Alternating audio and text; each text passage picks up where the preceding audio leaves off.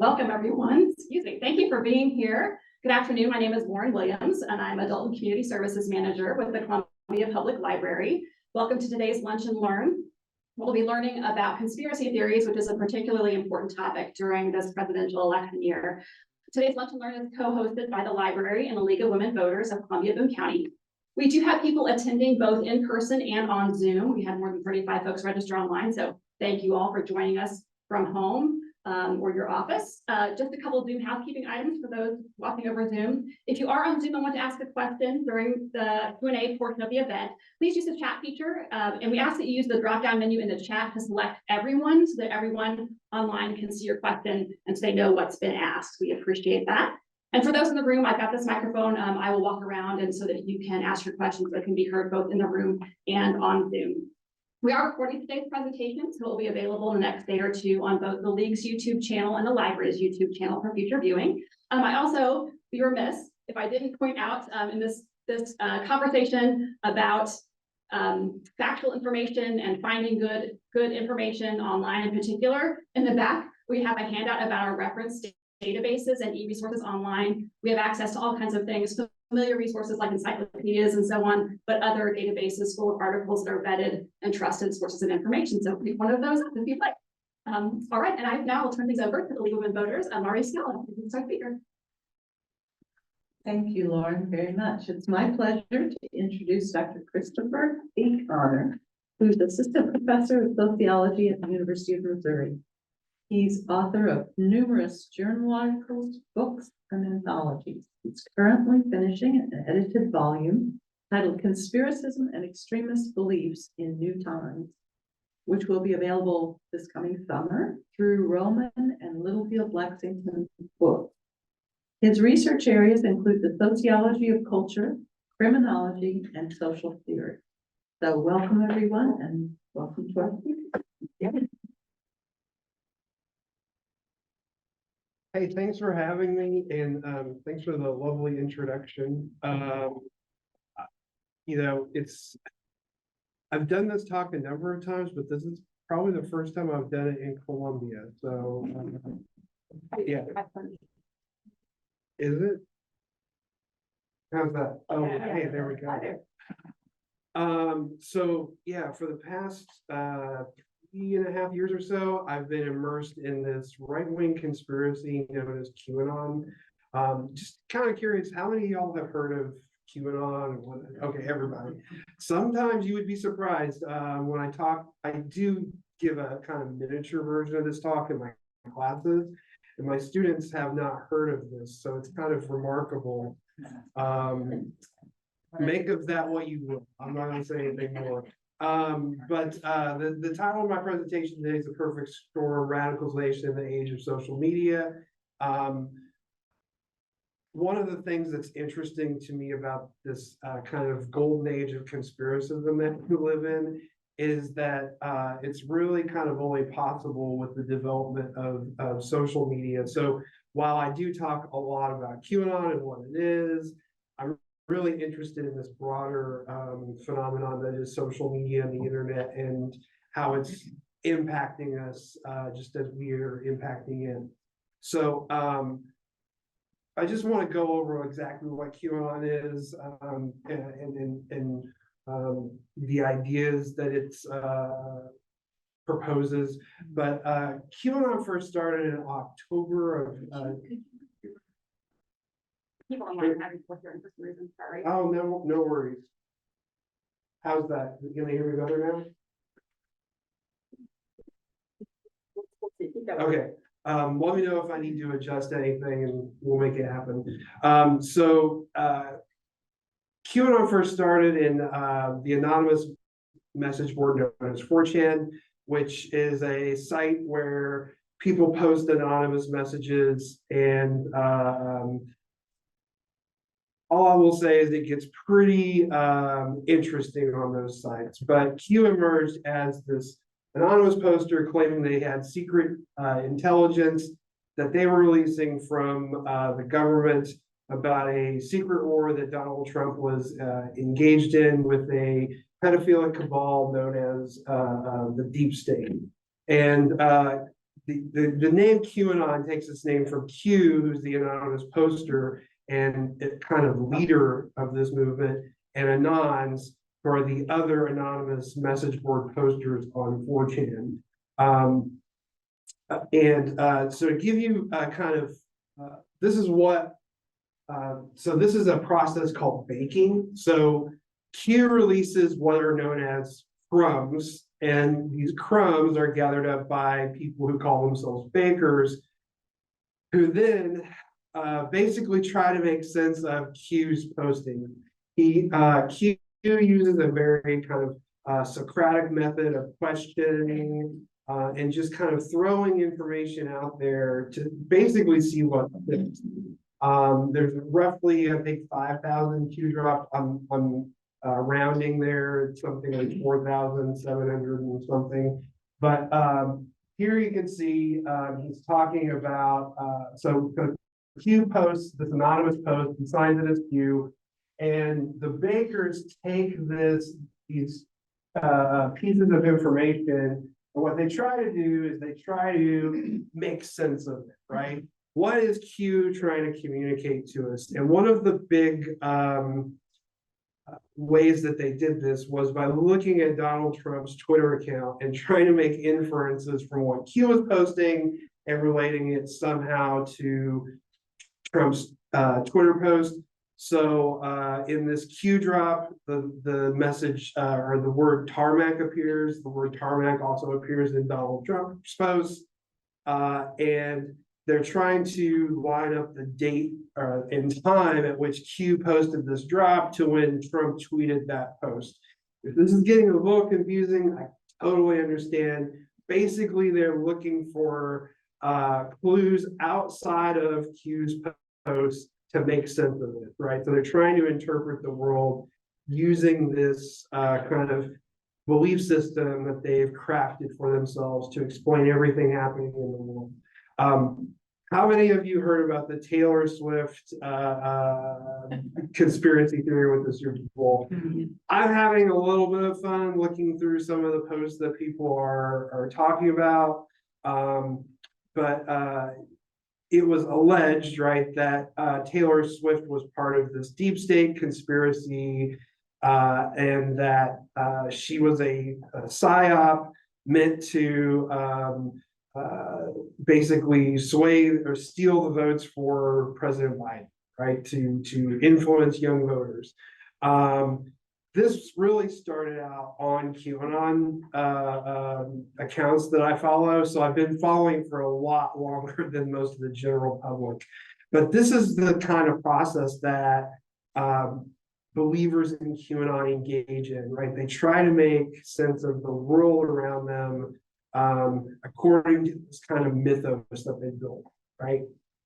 All right, so the cabal. So the cabal are the enemies of Donald Trump. They are the deep state. There's these pedophilic cabal that is going around engaging in human trafficking to harvest the adrenal glands of children to produce a substance known as adrenochrome, right? So this is adrenochrome is actually a real drug.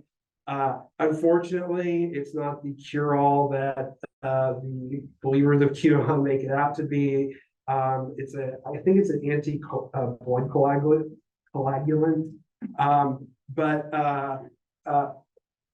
So here's some QAnon memes that were posted. So Hillary Clinton's was a major target of QAnon, and she was alleged to be part of this deep state that was harvesting children's blood. You can see some other folks in here. So we've got the Queen. We have Anderson Cooper's mother. I can't remember her name. Gloria Vanderbilt. Thank you. I knew someone would know. But these are all these images on the left are signed, like anytime one of these ruling elites or these what they call ruling elite, but these kind of world leaders, whenever they're on camera, not looking their best, or if they've got, a black eye or a blemish, adherents to QAnon will use that and say, "Oh, yeah, exactly. That's evidence, right? Of that you're out of your supply of adrenochrome. So you better top off, right? I'm going to the doctor and I'm getting a re-up right now. So, but anyway, but yeah, so now the danger of this, of course, is that when you view your political opponents in this way, when you other them, when you make them into literal demons, you can justify a lot of stuff, right? And that's the real danger of this, is it provides the people who adhere to this, the believers, a kind of justification for engaging in real world violence. And that's kind of where what I'm really interested in is there's been quite a few murders, quite a few large incidents happen, and the people seem to be motivated by QAnon. I'd be amiss if I didn't say that there is part of me that's concerned that the shooting that took place at the parade yesterday might have been somehow involved in it, but I have no evidence for that, and I'm still waiting for it. All right, so what is this all building to? Well, part of QAnon mythos is this idea of the storm. And so for people who were at January 6th, they were basically awaiting the storm, right? Which is this apocryphal event where Donald Trump is going to take down all of his enemies. There will be a release of futuristic space age technology, including time travel, by the way, that we were going to have unlimited wealth and prosperity, right? This sounds really great, right? Sign me up, except for the part where we have to kill people. The other reason I wanted to show this image too, by the way, is on January 6th, I remember it vividly, but I did not necessarily see what a lot of people saw. I saw the markings of subcultures. So my main area of study is music subcultures and kind of underground social movements. And what stood out to me was I saw a lot of iconography that you might see at any rock concert, right? That you might see at kind of a different setting. And so I look at QAnon using that kind of framework of subcultures and social movements. And so that kind of takes me to my theoretical framework about how I unpack Q. So first, there's this huge scholarship on right-wing extremism that's been getting a lot of attention in the last 10 years. One of the things that the right has been really adept at making use of is culture, right? So Steve Bannon, who there's signs that his fingers are maybe in this QAnon stuff. I'm specifically referring to some of the claims made by the documentarian the documentarian that did the HBO series Q Into the Storm, and where he covers some of this. So if you're interested, go check that out. But culture has been this kind of area that the right wing has seized upon. So it started out right-wing, far-right groups, and I'm talking like neo-Nazi groups, were doing metal shows and doing punk rock concerts. And basically the idea was we need to give people something more than just what we're already selling to come, right? To basically make this kind of extremist, this kind of far-right extremism fun. And so they've been doing a lot of work on that. And one of if any of you are familiar with Gamergate, that was kind of born out of this attempt to make far-right politics far more palatable, right? And the role of new technologies cannot be overlooked here, right? The new technologies have enabled these kind of movements to form and coalesce in ways that they couldn't before online. And now we're just starting to see their real world impact. Secondly, I look at the Frankfurt School, which they're a group of Jewish intellectuals who were very much interested in Hitler's rise to power and how he used propaganda and culture as a way to indoctrinate the German people into hating Jews. And I see some of the same earmarkers to what they were finding in the 1940s and 1930s to what I'm finding today. And then lastly, one of the things that I kind of brand myself as is a cultural criminologist. So one of the courses that I teach at Mizzou is criminology.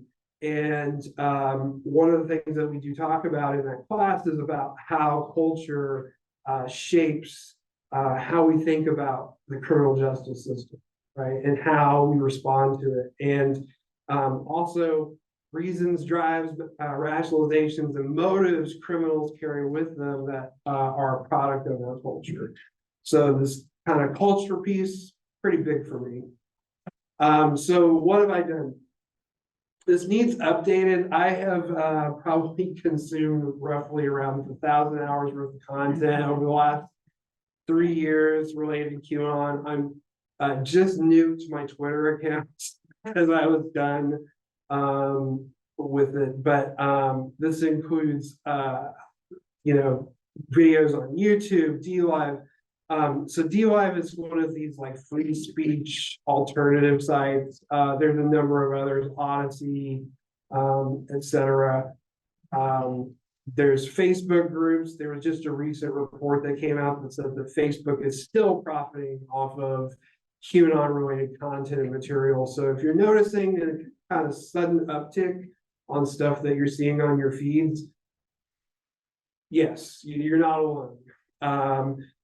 Twitter still remains one of the main places where a lot of QAnon content is being kind of filtered through, etc. And I'm also indebted to the work of a lot of investigative journalists who I'm now either friends with or have at least conversed somewhat with about their work.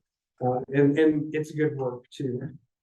One of the things that surprises a lot of people, again, talking about this culture piece, I don't think QAnon would have been exceptionally, I want to say prominent, I guess, or I don't think it would have been so popular had it not been for the role of yoga studios and other alternative forms of spirituality that led into QAnon. And so one of the papers I have looks at this concept called conspirituality, right? Which is a kind of word splice between conspiracy and spirituality. And this involves yogis, new age gurus, wellness and fitness influencers, but also psychics, numerology, also known as gematria, is a huge part of QAnon. And that's just this process where you change letters of words into numbers, which then has some kind of correlation with something, and most of the time I've found them lying about what numbers they're actually using, but we can talk about that in the Q&A.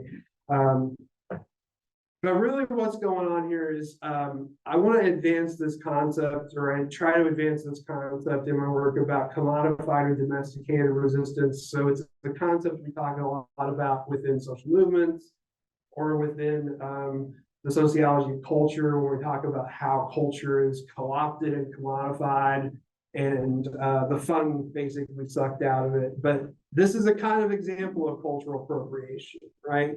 Hijacking the really valuable message and valuable insights from areas like yoga and turning it into something and exploiting that for right-wing purposes is it's an example of cultural appropriation. It's not usually what we think of when we think of that term, but that's really what's going on here. And this process basically removes all the politically dissident features, right? And it kind of makes it more palatable to mass audiences, right? So I think QAnon is a great example of this because it's actually not anything new, right? This is actually a very old anti-Semitic trope, right? That is known as the Elders of the Protocols of Zion, right? Which is a ages-old Russian conspiracy theory against Jewish people meant to incite hatred and violence to them. And for whatever reason, this is like one of these texts that just won't go away. It just keeps coming back. Also, I did a little archival research in the library. Elon Musk's grandfather apparently reproduced some of this in some of his writing. This idea that Jewish people are trafficking people, children specifically, to drink their blood. You know, it's one of what's the old saying? It's old wine in new bottles. At the same time, one of the things that I'm kind of arguing in my work is by packaging it up in this way, this made it really easy to do media stories about. So even though there's some evidence to suggest that belief in QAnon may not be as widespread as we thought initially, it still has mainstreamed and still put out there some of these anti-Semitic, racist, homophobic ideas. And so in that way, QAnon has been really successful, right? Because I don't need to go on Twitter anymore to find out what the conspiracy theorists are saying. I can turn on Fox News. I can turn on OAN. I can turn on Right Side Broadcasting, which are all pretty big media outlets, and find out exactly what's going on. I'm starting to see now some of the things that were on kind of these archaic message boards filter into the mainstream news cycle. So that's the part that's really scary for me, is I can now see what started out over here as a fringe idea being really put in front of the American people, and the world for that matter too. All right. So one of the things that I've looked at is this idea of authoritarianism. So what you find when you read the literatures of authoritarianism, of fascism, and conspiracy theories is that they all kind of occupy the same space, right? They're all kind of, because they're all basically ideas that nobody wants to touch with a 10-foot pole if they can avoid it. And as a result, they make for great bedfellows. And so there's 9 what we call authoritarian traits within those people, within people who study authoritarianism. I chose just 3 to highlight that I found across the different segments of QAnon that I follow. This idea of submission to uncritical acceptance to authoritarianism, right? Submission to this kind of I put mystical here, but kind of this godlike figure. Trump idealized that idea. Aggression to those who violate conventional values. So there's this real rigid adherence that those who are susceptible to authoritarianism and fascist ideology hold. And one of those is this aggression towards those who violate conventional values. So the kind of groomer rhetoric that we're seeing, the rhetoric towards the border, and the great replacement theory, these ideas are all attacking those who violate what people within QAnon consider conventional values. And then the last kind of trait that I found across these different groups was this the role of mysticism and stereotype. This idea that the leaders of these groups they have this, they kind of promote this idea that only they can save them. So Trump said this quite a bit throughout his campaign. Only I can save America. And then this other idea that everyone else who opposes me is your enemy, right? And this is key too, because this is really where fascism kind of seeps in, right? Because if you can paint your political enemy as other, as opposite, as less than, as dehumanized, right?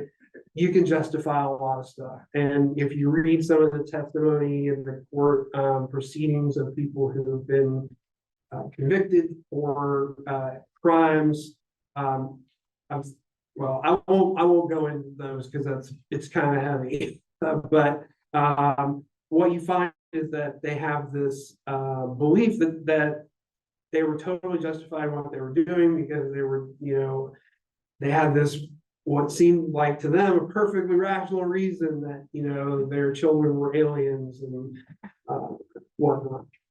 I'm going to skip over. So I have some notes on the different kind of alternative spirituality and some different concepts. But one of the things that I've kind of been harping on is this idea of us versus them, right? And you see this throughout QAnon.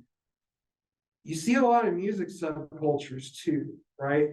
So in some of the studies of like the jazz musicians talk about how jazz musicians often try to create a boundary between those who are part of the band and those who aren't, right? To distinguish themselves from the participants and the audience.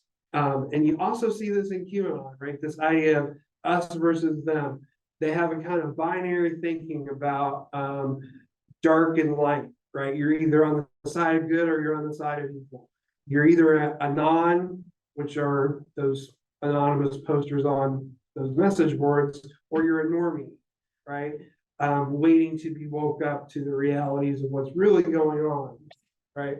And then there's this idea of red pilling and pilling, which is just this process, this idea that you have to proselytize the movement to others to get people in, which is kind of an interesting idea for me. I grew up in a Protestant household. That's a very kind of Protestant idea that you have to save souls for, Jesus or whatever. And you see that same kind of logic being applied here. So the other thing that I do in my work is I distinguish between different levels of belief. Because there are people who have different motivations for these, engaging in this kind of participation. So first is the true believers, and Ashley Babbitt, Jacob Angeli, before he went to jail, I would say was a true believer. He may still be. He's recently turned to run for political office, and his I guess shtick has kind of changed a bit, and he feels a bit more like a used car salesman, if I'm being honest, or a politician, really. But he's changed a little bit. Edgar Madison Welch is the guy who drove to Comet Ping Pong in Washington, D.C., armed, looking for a basement that wasn't there. I have ate there though, and they have really great pizza. So if you're in the DC area, check it out. But these people really do believe in this ideology, and oftentimes what you find, and there's been some recent analysis of the January 6th arrestees. About 70% of them had some kind of real significant trauma in their life, like loss of a child, loss of job, major divorce, these kinds of things. And they, in some ways, they seem like they're relying on QAnon to solve problems in their own life, or to make themselves not feel as failures, right? And so it's these people who I'm most concerned about, because I feel like they've been victimized by people not acting in good faith. And those people are the grifters, who are people who have made money off QAnon. And again, this is part of a larger right-wing or alt-right strategy. So this image I took from a QAnon promoter. It's on his webpage. And I took it just not for like any specific bit of information, other than the fact that they recognize that they can build their own information ecosystem that is also profitable, right? And that they're very well aware that they need to basically make money off of this, because making money off of this is good for the movement, right? And so this is I guess what I'm trying to say is this isn't just luck or happenstance. This is purposeful, right? This particular influencer made a lot of money over COVID selling basically bleach tablets to people as a cure for COVID. And then lastly, political operatives. So, and of course, these are the people I'm most upset with, because these are people who should have the knowledge to know better, and it's getting more and more obvious that they're really just trying to milk this for votes. But in 2020, there was 24 congressional candidates. I don't know that anybody's done a tally yet for this upcoming election. There are some signs that using QAnon as a political strategy is wearing very thin. However, right, we did just have a mass caravan to the southern border, which was promoted by the same people who organized the trucker convoy, which was part of QAnon. So there's still, I guess what I would say, elements of QAnon still out there, still very active, still organizing. Yeah, I'll end with some things that I think are at work that aren't so obvious. So one of the things that I write about is the role of platforms and their responsibility in all this. And so one of the things that YouTube, Facebook, Google, and a lot of companies did is they switched from an algorithm. They switched to an algorithm that promotes engagement, irregardless of whether or not that engagement was positive or negative. And one of the things that researchers are now having to kind of piece together in retrospect, what we found is that inflammatory remarks get the most engagement, right? So negative emotions get the most engagement. And so, and you can try this out if you want. Create your own YouTube account, right? That's blank, it's fresh. Follow one or two right-wing radio talk shows, and very quickly you're going to start to see conspiracy theories pop up in your feed related to all kinds of things. I get some of the most interesting stuff in my feed these days because of what I look at.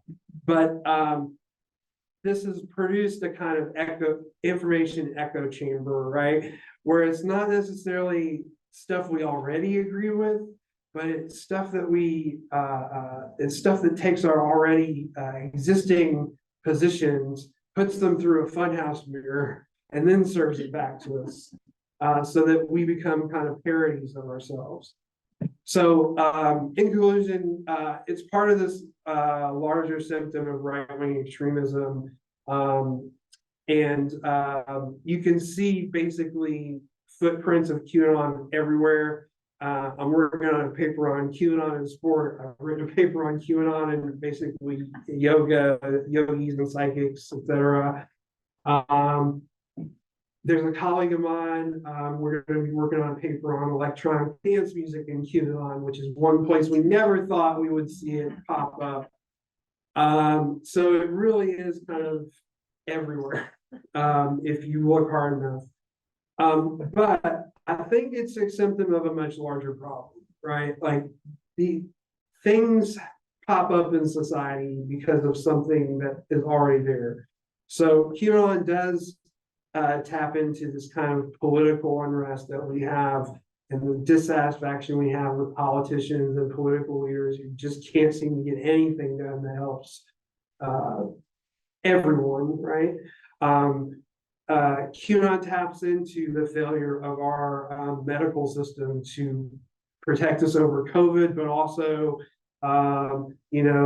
takes advantage of people who, have horrible diseases. So there are, of course, kernels of truth, right?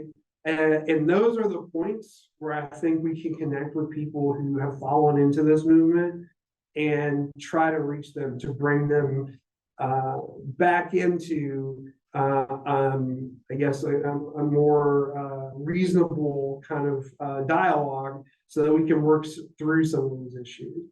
The issue is, of course, QAnon likes to basically weaponize these people toward minorities, right? And then again, I think this is a multi-paradigmatic approach is what I have.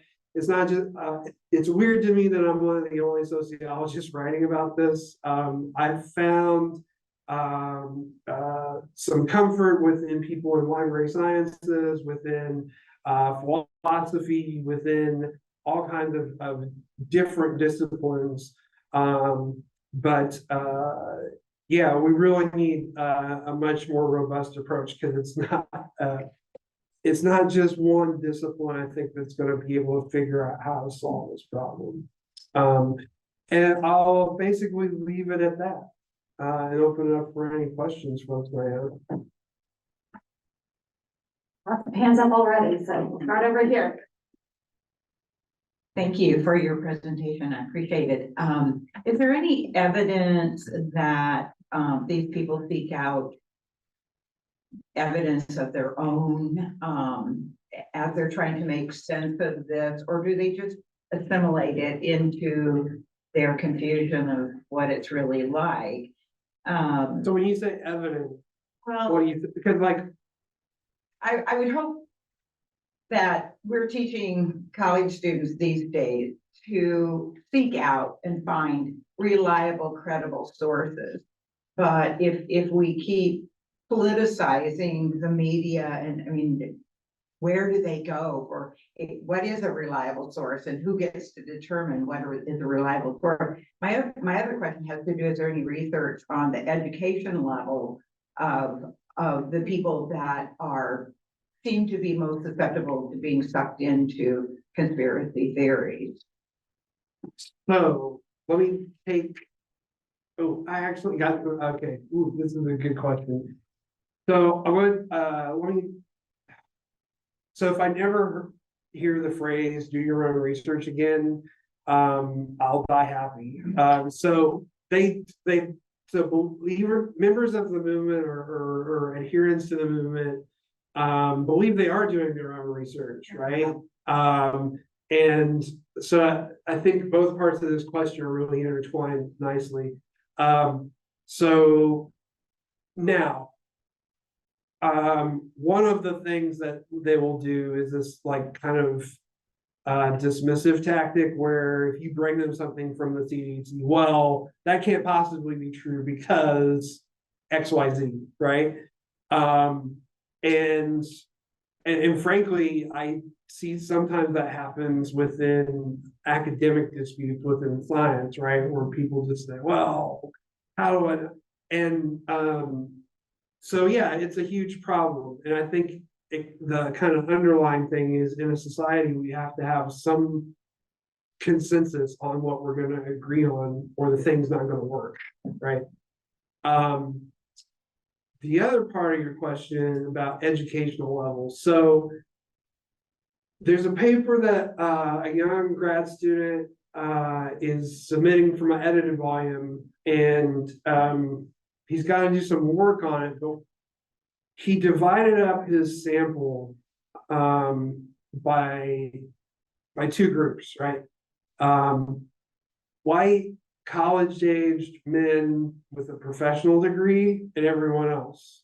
And what he found was that the white college-aged men with a professional degree more likely to believe in conspiracy theories. Oh my God. Right? It was shocking. So I hesitate bringing it up because he needs to iron out some things with this analysis, but it's really interesting and I can't wait to publish We're it. all traumatized. What's that? Probably. We're all, everybody who studies this stuff is a little broken in some way. Yeah, right behind you. Thank you. Yeah, I've had some experience with wellness providers who were anti-vaxxers. Yeah. Refused to wear masks, things like that. Yet they were very liberal. You know, they were politically liberal, but still believed in these conspiracy theories. And I'm just wondering how that happened. How did they? Why are wellness providers so we're supposed to be all about health? Conspiracy theory believers when it comes to things like masking and vaccines. So let me take this by a couple parts. So one is, I wrote a paper on this, and it's out there and it's free to the public. But so remember when I talked about cultural appropriation? So, one thing that happened within these wellness groups, and there's some things in the literature that you can read about if you want to do a deep dive on this. There are a lot of people out in California that could not find their dream job being a $1 million paid actor. And so a lot of those people needed to get creative for job purposes, right? And so they became yoga instructors. And they took a lot of their skills from entertainment and transposed them into wellness, right? Which some of those skills, and I say this as someone who worked in the entertainment industry, they're great for selling tickets and getting people in the door, but it's not necessarily the best for getting the right info out there, right? And so there's been this kind of co-optation, I think, of the wellness industry by people seeking to profit off of it. And there's some really well-known fitness influencers, for example, who basically lied their pants and have for years trying to convince people to buy supplements or workout regimens that weren't based in science. But here's the other thing. There's this kind of back and forth within this scholars who study authoritarianism, and it's still contested whether or not authoritarianism and fascism can manifest itself from a left-leaning perspective, or can it look like a leftist position? And my argument is that yes, absolutely. These areas, some of these cultural areas, again, like yoga, wellness, even psychics to some extent, right? They look left, right? Or at least, when I was going to the crystal shops when I was a young little goth kid, those were what I would have considered leftist spaces, right? And but authoritarianism can manifest itself everywhere. And what it does in those spaces is it latches on to those countercultural tendencies, that tendency to reject authority and established forms or established institutions. And so it looks like it's very rebellious, right? But it's not, right? It's really upholding the status quo. Did that answer your question? Okay. I mean, with the people I know. I mean, well, and again, as someone who grew up with interesting characters in my life, let's just put it that way. I don't completely understand it myself, but I just know that it is, right? We have a couple of questions. Excuse me, we have a couple of questions from the chat. One is, what is replacement theory? I guess. Okay, so replacement theory is and I've read about this on Salon, if you want to look up that article. But replacement theory was established by a gay French socialite named Renard Camus. And in France, it was, it's the same in either country, but it's this idea that immigrants are coming into one's country and diluting or they're changing the voting population, right? So they're here it's this idea that people from Mexico are immigrating to the United States, and that's eventually going to shift the demographics of the country and the votes. So conservatives used it as this kind of fear mongering that Democrats are trying to make immigration more loose so that they can win more elections. What about the Charlottesville people who talk about Jews going out? So that's part of it too, right? In fact, I guess the original replacement theory, you could go all the way back to Nazi Germany, because this is the same rhetoric, the same logic that Hitler used to demonize Jewish people. Good catch. Then, a couple of other things. Someone asked, this morning on a podcast, a journalist said he thought sometimes conspiracy theories were used to provide comfort. And some of the things you've referred to, have you seen this? So Mark famously wrote, religion is the sign of the oppressed creature, right? And what he was trying to say was, religion is an expression of real human suffering, right? And that's exactly what this is. This is an expression of real human suffering. If you drive to places like the Appalachians, places hard hit by the opioid crisis, places deaths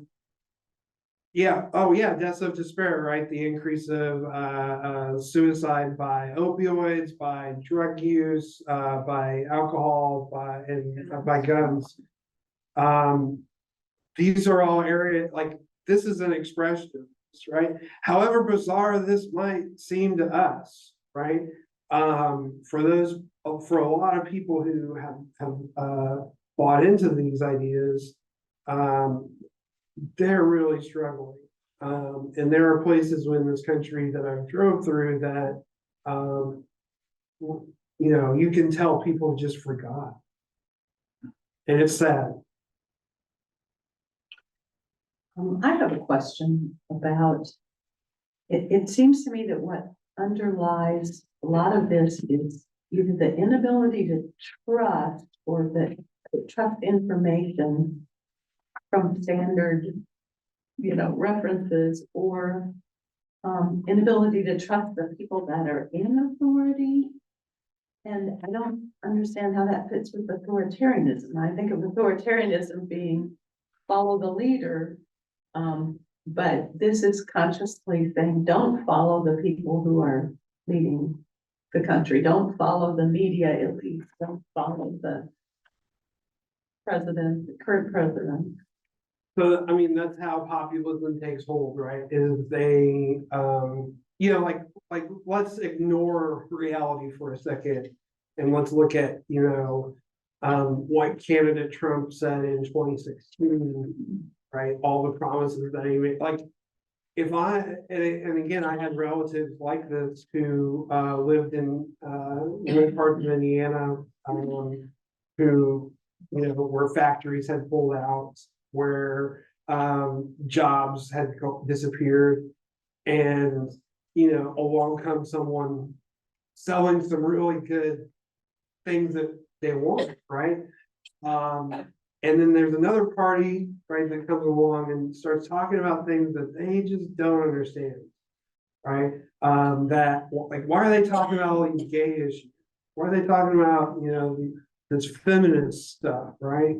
And not only that, but then they tell them that, oh, hey, and these people talking about this feminism stuff, these are the people that are making your life hell, right?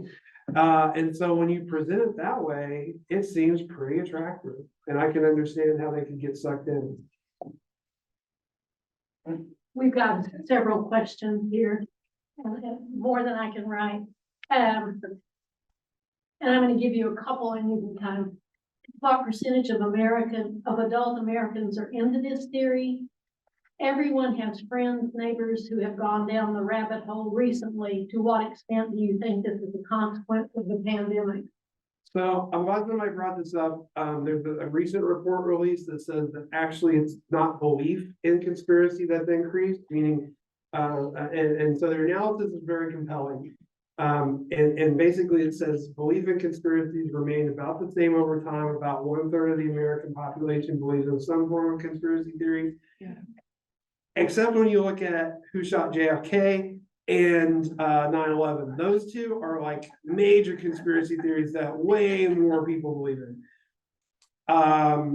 At one point, there was a poll done by Axios Ipsos that said that roughly 33% of Republicans agree with some statement that was part of QAnon. Bottom line is we just really don't know. Right. And we do know that our fear of conspiracy theorists is up. Right. And that may be what I think is driving a lot of concern for folks, but just the fact that there's like in social problems, which is a class we teach in sociology, the definition of a social problem is either a problem for a lot of people, right, in society, or a few people who have a lot of power have a problem with something, right? And so it may be there's a small group of people who have access to resources who are creating a lot of problems. And then there's two more similar. Do you think that the inherent human trait of tribalism, the distrust of the other, can ever be overcome? And then another question was about how do we get rid of this kind of thing? Yeah, well, so if I had the ability to solve the problem, I probably would be multi-millionaire. Yes, well, yeah, and I'm in sociology, so we're not very good at that. But yeah, I think alienate, like, yes, these are all things that are leading to this, but I think you have to look at the way our society's been structured, right, as the reason for this. So social media is really great at turning us inward, right? And it's really great at tapping into some of our, I guess, more base aspects or more carnival-esque aspects of our nature. So I think you have to look at that. I think you also have to look at the fact that Americans are working more hours now than ever, right? Which, if you're doing that, how you have time to engage in, your local community. There's just a whole host of other factors, right? But I think to solve the problem, we need to get back to the local, right? And offer more opportunities locally for people to meet one another, to get to know each other, right? To have a dialogue. So I would imagine QAnon folks don't believe Biden won the election. Which is common with them. But here's my question: since they don't believe in institutions, do you think these people vote? Yeah, exactly. So this is a question that I see keep coming up in the media. It's kind of an interesting conundrum that the Republican Party has created for itself. The election was stolen, but also we want you to vote in the election. Yeah. So, but here's the thing, just like how I said, these types of vague conspiracy theories are also really interesting, right? Because if he loses, right, and I'm talking about the presumed candidate Trump, right? If he loses, well, that's because the institution failed, right? If he wins, see, he's popular, we love him, everybody loves him, right? So it's just like Taylor Swift, if we won the Super Bowl, it was a deep state conspiracy. If we lost the Super Bowl, it was a deep state conspiracy. Today's political cartoon with Patrick Mahomes sitting in the chair and saying, I love the deep state. Yeah, He wins either way. So I have is fascinated by a recent movie, Leave the World Behind, whose executive producers, there was a whole gamut of them, but the Obamas. The message being that, one, isolation. So between social media, and we've talked to a number of college age students who don't even know how to make friends anymore, real friends. And then pair that with COVID. So there's a lot of isolation. And then let's see, the next component was chaos. We have plenty of that. And then leading to either an outright civil war or destruction in some way when you, and so I think the message of leave the world behind was too manyfold, multifold. Where do we go? Mars or the moon or something and live, or but leave that behind and do what? And I'm curious with that, how your students respond to things like this, because they're the next great hope. I mean, I hate to play all the young people, but if their eyes aren't opened to, so the kids give me hope, some of them, all right?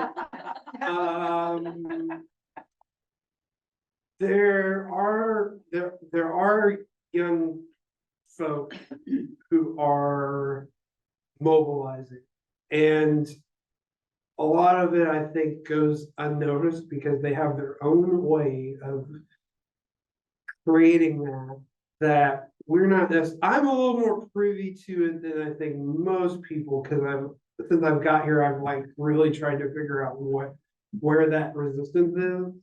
But there's also even like on a kind of national level, this kind of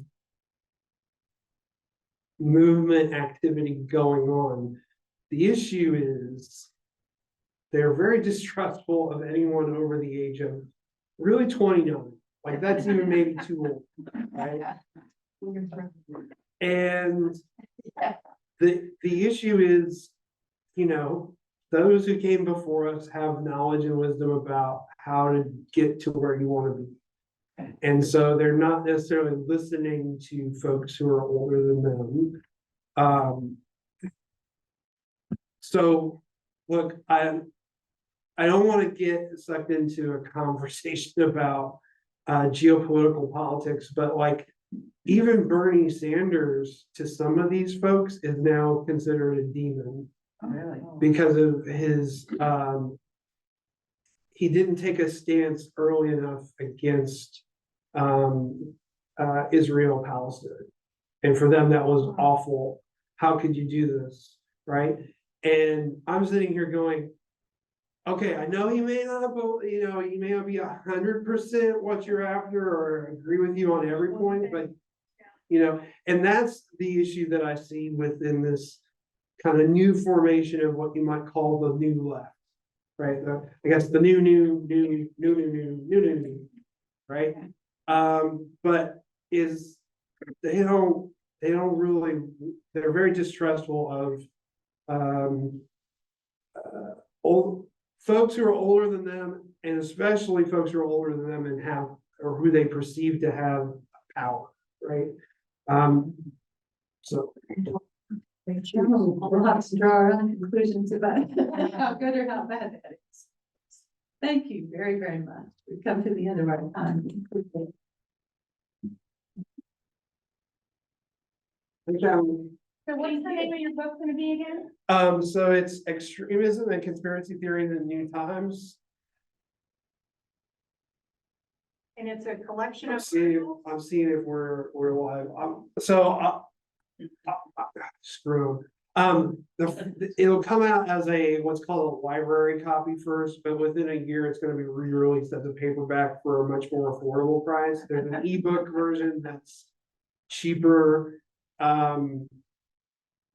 academics don't ignite writing books, right? We do it for the love. I would advise people to get the ebook, or wait until the soft cover comes out. Failing that, pop me an email, I'll figure out something. Oh, but your question was, yeah, it's 17 chapters of, different, from different authors. We cover everything from real conspiracy theories, like COINTELPRO, to the moon landing, to QAnon, to the Proud Boys, pretty much everything that is negatively impacting our, politics right now. Is it an academic text or will we understand it? Is it, well, I practice what I call down there with sociology, so I've tried to make the chapters accessible for anybody who wants to read about this stuff. Cool. Thank you.